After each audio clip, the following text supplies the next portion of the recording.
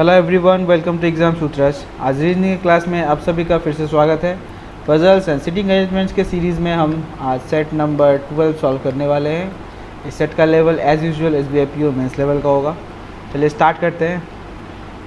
Okay, ये रहा हमारा puzzle followed by this 3 questions. Okay, but before we start reading the direction, question का credit जो है वो ऑलिव बोर्ड को जाता है। ये ऑलिव बोर्ड के SBI PO mains free mock test series से क्वेश्चन लिया गया है। ओके, चलिए स्टार्ट करते हैं। Okay, study the following codes carefully and answer the question that follows. तो ये सारे कोड्स को पढ़ना है हमें केयरफुली एंड क्वेश्चंस का जो है आंसर करना है इस कोड्स के बेस पे। ओके, चलिए आगे देखते हैं क्या बोला है आगे। A#B, ठीक है, means A is seated at one of the positions to the right of B। तो हैश का मतलब क्या हो गया? हैश का मतलब हो गया कि B के राइट में A बैठा हुआ है ना। इमीडिएट है या कुछ पर्सन छोड़ के है ये हमें नहीं पता, बट हैश का तो मतलब ये निकल के आ रहा है। ओके, एक्सक्लेमेशन सिंबल का मतलब क्या है देख लेते हैं। A is seated one of the position to the left of B। इस सिंबल का मतलब हो गया B के किसी एक पोजीशन लेफ्ट में A बैठा हुआ है ना। ठीक है, डॉलर का मतलब क्या हो गया? A is sitting at a second position from B। ठीक है, A और B के बीच में एक हो गया है ना, एक पर्सन। तो चाहे ये लेफ़्ट से हो या राइट से हो, हम यहाँ डायरेक्शंस नहीं यूज़ कर रहे बिकॉज यहाँ पे डेफिनेट डायरेक्शन हमें नहीं बोला गया है, बट डॉलर होने से इसका मतलब ये है कि A और B के बीच में एक पर्सन, तभी ये सेकंड हो। लेफ़्ट से लेंगे तो हमारा फर्स्ट पर्सन, ये सेकंड में A आ गया। अगर मैं B को यहाँ रखता हूँ, एक पर्सन छोड़ के यहाँ पे A आता है, तो राइट में एक पर्सन छोड़ के B का आ जाएगा। तो ये दोनों ही कंडीशन पॉसिबल है, that's why I am not using any specific direction for it. Okay, इसको ऐसे रहने देते हैं। परसेंटेज का मतलब क्या हो गया? परसेंटेज का मतलब है A is sitting immediate next to B। इसका मतलब A और B दोनों आसपास बैठे हुए हैं, है ना। एट द रेट का मतलब क्या हो गया? A is not sitting immediate next to B, मतलब A और B एक साथ नहीं बैठे हुए हैं। I am using oblique because दोनों साइड से हो सकता है ना, ये B हो सकता है यहाँ, A हो सकता है यहाँ। सो दोनों सिचुएशन पॉसिबल है, इसीलिए मैं ऑब्लिक का यूज़ कर रहा हूँ। एंड एट द रेट का मतलब ठीक इस कंडीशन का उल्टा है ना, दोनों आसपास नहीं बैठे हुए हैं एक दूसरे के। ये वाला कंडीशन हो गया हमारा। अच्छा है, A डॉलर एक्सक्लेमेटरी सिंबल दिया हुआ है, 2 सिंबल दिया हुआ है, तो इसका मतलब क्या हो गया? इसका मतलब है कि A is second to the left of B। इसका मतलब A एंड B के सेकेंड लेफ्ट में है ना, एक पर्सन छोड़ के A इस पोजीशन पे बैठा हुआ है, वो B के लेफ्ट में, राइट। अच्छा, यहाँ परसेंटेज और हैश का मतलब क्या हो गया? A is seated to the immediate right of B। B के ठीक इमीडिएट राइट में A बैठा हुआ है। ओके, आगे बोला है 7 people were seated in a linear row facing north. अब 7 लोग बैठे हुए हैं एक लीनियर रो में, 1 2 3 4 5 6 एंड 7। ठीक है, कहाँ फेस करें? लेकिन नॉर्थ फेस करें सारे। क्लियर? चलिए आगे कुछ दिया हुआ है हमारे पास, J डॉलर हैश P। इसका मतलब क्या हो गया? डॉलर के लिए क्या आ गया था? डॉलर के लिए आ गया था कि J और P के बीच में एक पर्सन होगा।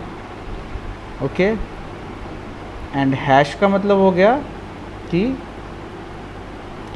हैश का मतलब क्या था? अगर A हैश B हो तो B के राइट में कौन बैठा हुआ है, ए। तो यहाँ पे बी के प्लेस पे क्या है, पी, ए के प्लेस पे जे। इसका मतलब पी के राइट में कौन बैठा हुआ है, जे। तो हमारा अरेंजमेंट क्या हो जाएगा, इसको चेंज करके लिखेंगे, कंबाइन करेंगे, तो पी के राइट में बैठा हुआ है जे, वो भी एक पर्सन छोड़ के, बिकॉज डॉलर का सिंबल भी है ना। चलिए हमारा पहला कंडीशन हो गया। अच्छा, u@c, इसका मतलब @ कहाँ पे, ये रहा। इसका मतलब u और c आसपास नहीं बैठते। क्लियर। चलिए आगे बढ़ते हैं। k@j, इसका मतलब k और j भी आसपास नहीं बैठता है एक दूसरे के। ओके। l#u, तो हैश का मतलब क्या है, l जो है u के राइट में बैठता है।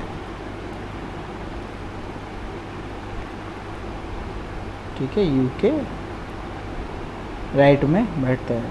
पता नहीं हमें कि अभी इमीडिएट राइट में बैठता है या कुछ पर्सन छोड़ के बैठता है, बट u के राइट में l बैठता है। ओके। $!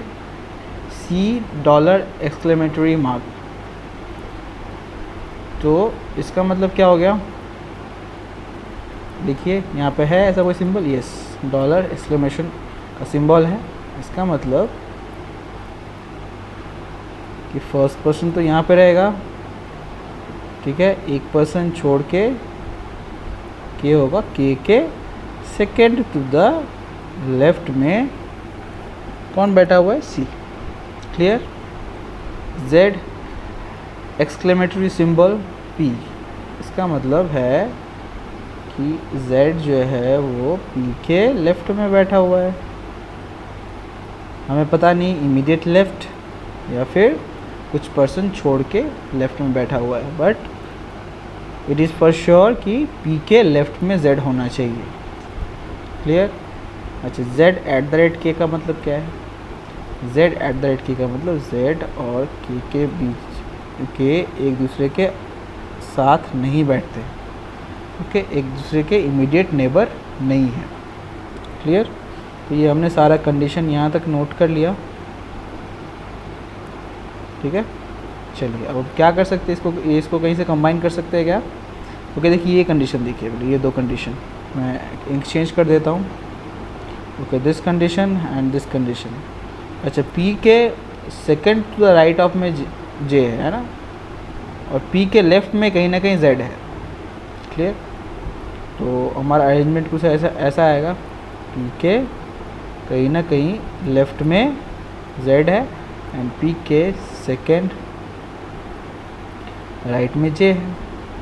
ठीक है, तो यहाँ से हम स्टार्ट कर सकते हैं, बिकॉज हमारे पास आई डोंट थिंक कि अदर कोई क्लू है जिससे हम हमारा पोजीशन स्टार्ट कर सकते हैं, but this is the maximum number इस कंडीशन में आ रहे हैं ना, मैक्सिमम नंबर ऑफ पीपल। ठीक है, तो इसको यूज़ करते हुए बनाएंगे। तो देखिए P मैक्स इधर कहाँ से, राइट साइड में P कहाँ तक जा सकता है, यहाँ, बिकॉज सेकेंड राइट में J होना चाहिए। अब इस केस में अगर इन दोनों को मैं यहाँ फिक्स कर दूँ तो Z का क्या क्या पॉसिबिलिटीज़ है देख लेते हैं। अगर Z यहाँ पे आता है, ठीक है, तो Z के साथ और क्या क्या हम लगा सकते हैं। Z के आसपास K नहीं होना चाहिए। ओके, तो K यहाँ पे नहीं आएगा। क्या K यहाँ आ सकता है, K यहाँ पॉसिबल नहीं है, बिकॉज K के सेकेंड टू द लेफ्ट में C होना चाहिए, बट K के सेकेंड टू द लेफ्ट में कोई प्लेस ही नहीं है ना, तो K ना यहाँ आएगा ना यहाँ आएगा। ठीक है, क्या K यहाँ आ सकता है, पॉसिबल नहीं है, बिकॉज K और J आपस में एक दूसरे के इमीडिएट नेबर नहीं है। सो इसका मतलब Z यहाँ पॉसिबल नहीं। क्या Z यहाँ पॉसिबल है, देख लेते हैं। K यहाँ फॉर श्योर आ ही नहीं सकता। ओके, क्या K यहाँ आ सकता है, नहीं आ सकते, बिकॉज Z और K जो है आपस में इमीडिएट नेबर नहीं है। क्या K यहाँ आ सकता है, ऑब्वियसली नहीं आ सकता, because still K will become immediate neighbor of Z, which should not happen according to this condition. Okay, तो Z का ये प्लेस भी नहीं पॉसिबल है। क्या Z यहाँ पे आ सकता है, ठीक है, तो यहाँ पे K नहीं आएगा, यहाँ पे K नहीं आएगा, एंड यहाँ पे के नहीं आएगा। ओके, के के लिए ओनली पोजीशन इज दिस, ठीक है। एंड के का एक पोजीशन छोड़ के लेफ्ट में सी होना चाहिए, बट यहाँ पे जेड है, तो जेड का ये पोजीशन भी पॉसिबल नहीं है। ओके, हमने जेड को यहाँ ट्राई कर लिया, अब लास्ट में ट्राई करते हैं के कहाँ पे आ सकता है। के लिए the only position is this, because एक पोजीशन छोड़ के यहाँ पे सी होना चाहिए। यहाँ तक तो ठीक है। अच्छा, यहाँ पे हमारा एक और कंडीशन, u जो है u के राइट में l है। अगर मैं u यहाँ डालता हूँ, ठीक है, राइट में l यहाँ आ जाएगा, but according to this condition u और c आपस में इमीडिएट नेबर नहीं हो सकते, तो z यहाँ पे भी पॉसिबल नहीं है। इसका मतलब अगर मैंने p को इस प्लेस पे फिक्स किया, एज z का कोई भी पोजीशन मैंने लिया, तो हमारा सारा कंडीशन सेटिस्फाई नहीं हो रहा है, तो हम इस p और j को पोजीशन को एक प्लेस लेफ़्ट में हम शिफ्ट करेंगे। ओके, एंड फिर हम z का कंडीशन दोबारा से चेक करते हैं।